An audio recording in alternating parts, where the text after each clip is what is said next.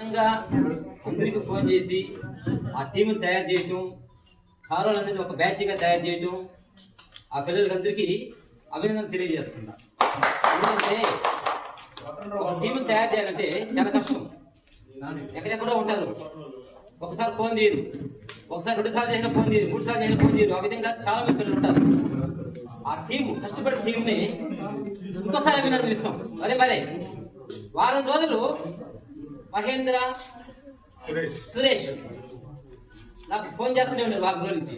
అంటే ఒక ఇన్ఫర్మేషన్ కోసం ఎత్తలేదు కాదు, కొన్ని విషయాల కోసం, కొన్ని నెంబర్స్ కోసం, ఒక మనకి పర్మిషన్ కోసం, ప్రతిదానికి కానీ ఆ విధంగా జ్ఞాపకంగా ఈ రోజు కలపటం అనేది ఒక దసరా పండుగ లాగా ఉంది.